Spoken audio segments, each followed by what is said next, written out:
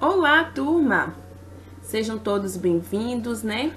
Vamos para mais uma disciplina, Higiene e Profilaxia, e eu sou a professora de vocês, Vanusa Ribeiro.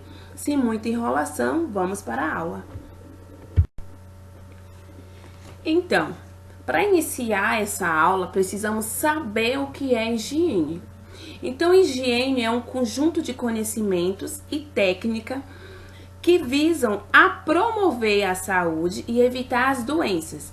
Entre as doenças que a higiene procura evitar estão as doenças infecciosas, contra as quais ela se utiliza da desinfecção, esterilização e outros métodos de limpeza.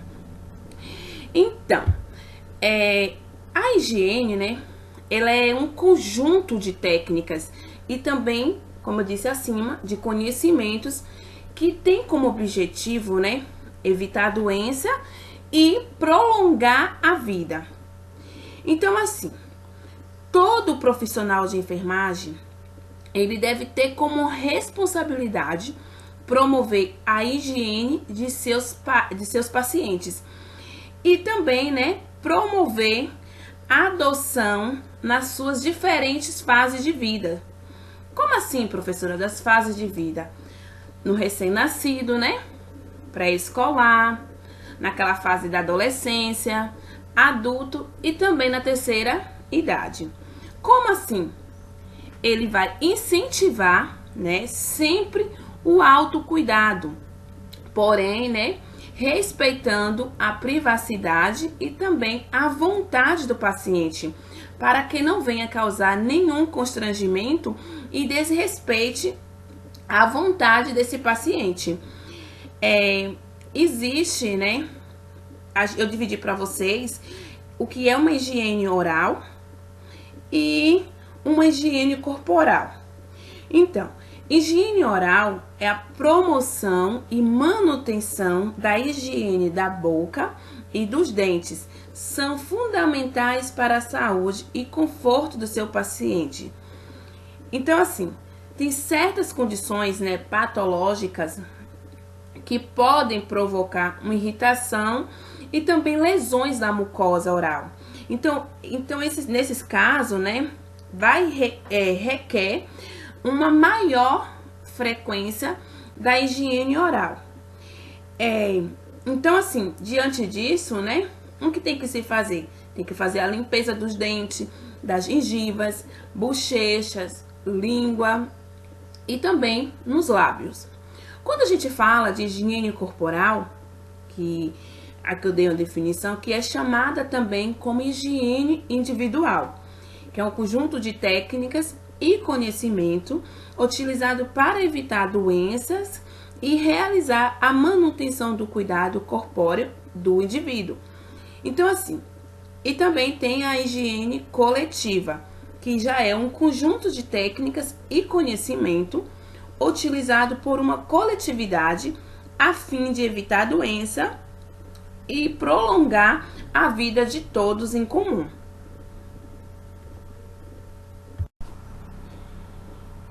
Um conceito aqui de profilaxia. Nas áreas da saúde e ciência da saúde, profilaxia é a aplicação a evitar a propagação de doença. Então, assim, a profilaxia, ela é um conjunto, né, de medidas que ela tem como finalidade prevenir, ou digamos assim, atenuar, né, as doenças e também suas complicações e as consequências. Entenderam? São medidas diversas que incluem desde o procedimento simples, como lavar as mãos, até os mais complexos, que, né, incluem o uso de antibióticos e medicamentos. Vai variar, né, de acordo com a doença que se deve se prevenir. O conceito de saúde vezes doença. Então, segundo a Organização Mundial da Saúde, né, a OMS, diz que saúde é um estado completo de bem-estar mental e social. e não apenas a ausência da doença. E doença é a falta ou perturbação da saúde, levando a um distúrbio funcional, um desequilíbrio do organismo. Deu para entender esse conceito, né, de saúde vezes doença. Exposição ao risco. Então, quando a gente fala, né, de exposição aos riscos, é o quê?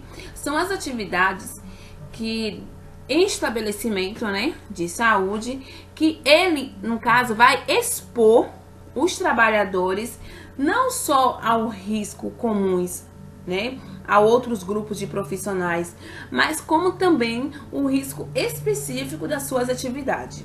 Entenderam? Segundo a portaria do Ministério do Trabalho, número 3.214, de 8/6/1978, diz assim, que o agente de risco consiste em qualquer componente de natureza física, química, biológica que possa comprometer a saúde do homem, dos animais, do ambiente ou a qualidade dos trabalhos desenvolvidos. Segundo, né, Cardoso, que é um livro, né, uma citação de Cardoso, ele fala assim, que os riscos elevados, né, ele vai proporcionar a possibilidade de acidentes e também vai funcionar como, tipo assim, um limitador da saúde dos usuários, que vai contribuir, né, mesmo que seja indiretamente, né, mesmo que seja de uma forma indireta, né, para o surgimento de doenças. E segundo a Organização Mundial da Saúde, que o risco ele só né, considerado um acontecimento fortuito quando ele é independente da vontade humana, porque ele vai provocar uma força externa que agido, né, rapidamente vai manifestar por um dano corporal ou mental. E os riscos, eles são classificados em 5 principais grupos, que eu vou falar agora para vocês. Então, tem os riscos físicos e os riscos biológicos. Os riscos físicos é relacionado às diversas formas de energias. Como assim, professora? Inclui nesse grupo, né, ruídos, vibrações, as radiações ionizantes e também não ionizantes, o frio, calor, pressões anormais e também a umidade. Enquanto os riscos biológicos, eles são associados ao manuseio ou contato com materiais biológicos e também animais infectados com patogênios capazes de produzir efeitos nocivos sobre os seres humanos, animais e meio ambiente. Um exemplo que eu vou dar para vocês é vírus, né, bactérias, parasitas, fungos e os bacilos. Um bom exemplo, né, de risco biológico é a Covid, né, o SARS-CoV. Então, ele é um risco biológico. Então, a classe de risco número 1 é aquela de baixo risco individual e também para a coletividade. Então, significa que vai incluir os agentes biológicos conhecidos por não causarem doenças em pessoas ou animais adultos sadios. Um exemplo que eu dou para vocês são os lactobacilos, ok? Já na classe de risco 2, é moderado risco individual e é limitado o risco para a comunidade. Então, ele inclui os agentes biológicos que provocam infecções no homem ou no animais, cujo potencial, digamos assim, tem de propagação na comunidade e também de disseminação no meio ambiente é limitado. E existe, né, medidas terapêuticas e também profilática eficaz.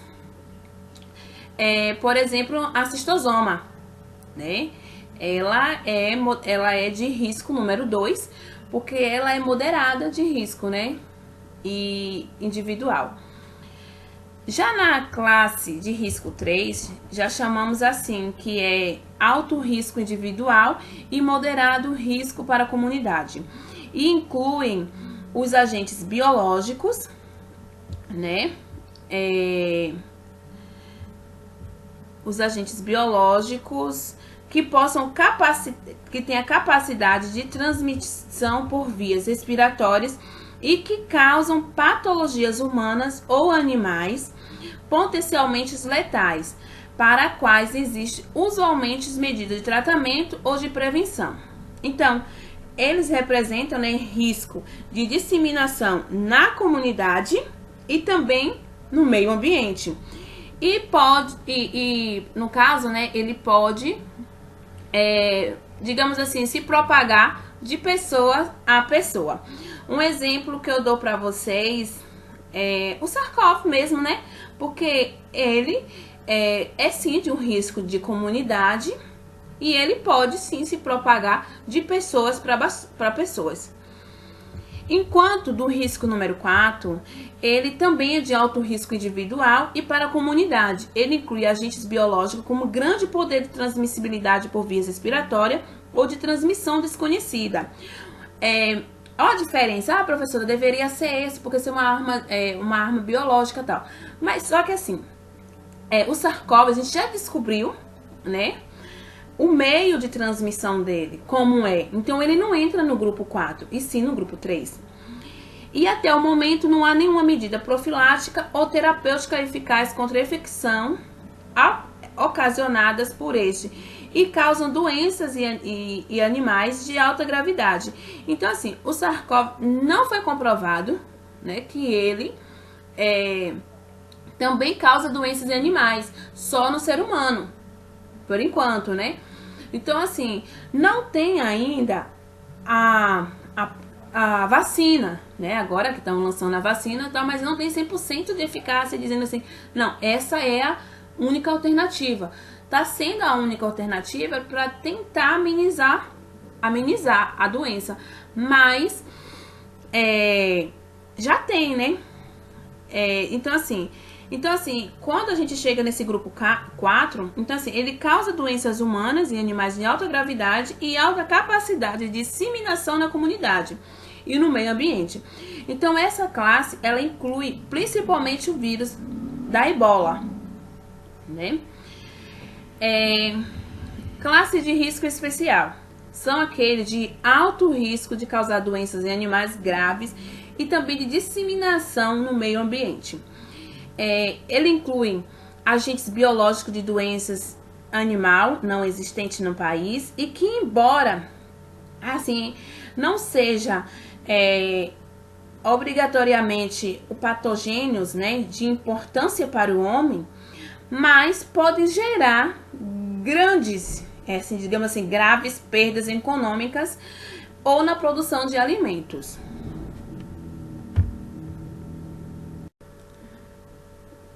Precaução padrão. Então, assim, temos muitas preocupações, né, padrão, que é, na verdade, um conjunto de medidas utilizadas para diminuir, gente, os riscos de transmissão de micro-organismos nos hospitais e constitui, basicamente, em higiene pessoal, né? Que com a higiene pessoal, alguns cuidados devem ser tomados, como, por exemplo, cabelo, unha, calçados, né? Lente de contato e joias. Como assim? Nos cabelos longos, ele deve ser mantidos preso, né, durante os processos. Não tem essa de ficar belezando lá, né? Tô trabalhando com os cabelos soltos aos ventos. Jamais. O certo, né, é que ele deve ser presos. Unhas. As unhas devem ser mantidas limpas e curtas, não ultrapassando o ponto dos dedos. Quando vocês veem os profissionais, né, com aquelas unhas enormes, né? A gente tem esses cuidados, né? A gente ensina, né, no decorrer do curso, justamente isso, que as unhas devem ser mantidas limpas e curtas, não aquelas unhas extravagantes, né, enormes. Eu sei que tem muitas que gostam de unha grande, mas para o manuseio até de luvas, essas coisas, é complicado. Calçados. Usa-se exclusivamente sapatos fechados e de preferências impermeáveis e do tipo antiderrapante. E se houver muita umidade no local, tem que usar botas de borrachas. Então, assim, por que não se deve usar sapatos abertos? Ah, professora, tá calor, vou usar um sapatinho, uma sandalinha e tal. Gente, vocês já viram que quando... Já aconteceu várias vezes de agulhas, né? Depois que a gente faz o procedimento, a agulha cair. E às vezes, ela pode cair no seu pé. Ou até remédios, né? Cair no seu pé, pode causar uma infecção, qualquer coisa adiante, entendeu? Por isso que a gente sempre fala para vocês, tem que calçar sapatos fechados. Lentes de contato. Recomenda-se não utilização de lentes de contato em atividade com substância química, porque assim, elas podem, né, sofrer ação, digamos assim, de vapores, ou também pode reter substâncias que no caso, podem provocar irritação ou até mesmo uma lesão nos olhos. Então, assim, se for necessário, a utilização das lentes de contatos, elas não podem ser manuseadas durante o trabalho. E vai ter necessidade também, né, de proteção, que é aquele óculos, né, de segurança. Joias e adereço. Recomenda-se a utilização no mínimo possível, principalmente anéis que contenha retrância ou incrustações de pedra, bem como pulseiras e colares que possam tocar a superfície de trabalho e também nas vidraçarias ou nos pacientes. Entendeu? Gente, eu espero que vocês tenham gostado. Eu fiz uma aula não tão longa e aguardo vocês na próxima aula.